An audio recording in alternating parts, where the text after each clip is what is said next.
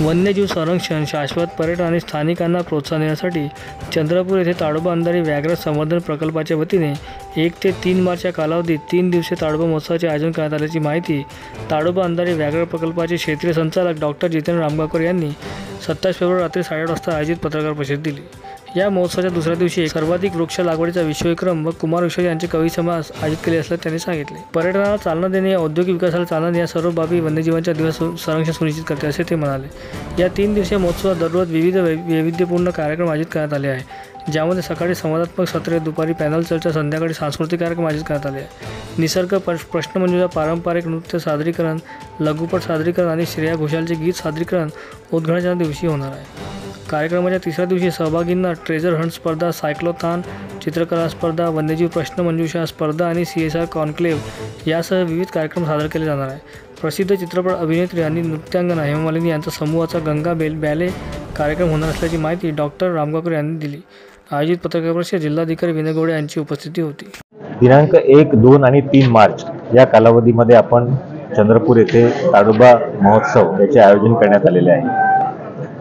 आपल्या सर्वांना माहिती आहे, ताडोबा अंधारी व्याघ्र प्रकल्प हा व्याघ्र पर्यटन आणि वन्यजीव पर्यटनाच्या दृष्टीने सर्व जगामध्ये एक अग्रणी व्याघ्र प्रकल्प म्हणून उदयास येत आहे। इथले पर्यटन जागतिक स्तरावरती जावे, तसेच या परिसरामध्ये आपण ज्या पद्धतीने कम्युनिटीचा सहारा घेऊन, कम्युनिटीचे सहकार्य घेऊन, जनतेचे सहकार्य घेऊन जी काही सहजीवनाची एक कॉन्सेप्ट आपण इथे अंमलबजावणी केलेली आहे, तर ते सुद्धा जागतिक पातळीवरती जावं आणि ताडोबा मॉडेल त्याच्यामध्ये आपल्याला कम्युनिटी डेव्हलपमेंट, लोकांचा विकास आणि सोबतच वन्यजीव संवर्धन हे एकाच वेळेस कसं साध्य करता येतं हे दाखवून देणारा हे मॉडेल असल्यामुळे हा मॉडेल जास्तीत जास्त लोकांपर्यंत जावा, यावरती चर्चा व्हाव्यात आणि देश पातळीवरचेच नव्हे तर जागतिक पातळीवरती याची दखल घेण्यात यावी, या उद्देशाने या महोत्सवाचे आपण आयोजन करत आहोत।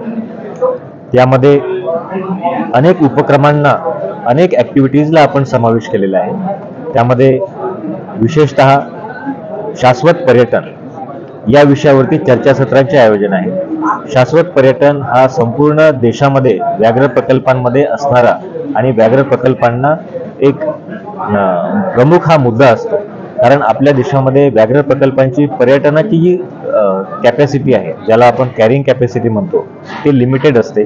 तर अशा परिस्थितीमध्ये आपल्याला पर्यटनाला वाव देण्यासाठी काय करायला पाहिजे किंवा अशा ठिकाणी पर्यटनाच्या ज्या काही समस्या असतील किंवा ज्या काही इश्यूज असतील त्यांना कशा पद्धतीने आपण सामोरे जायला पाहिजे, याकरिता पर्यटन क्षेत्रामधील तज्ज्ञांना आपण याच्यामध्ये आमंत्रित केलेलं आहे। आणि भविष्यामध्ये हे पर्यटन सुचारू पद्धतीने आणि शाश्वत पद्धतीने चालू राहावं याकरिता कुठल्या उपाययोजना करणे गरजेचे आहे यावर सुद्धा चर्चा होणार आहे।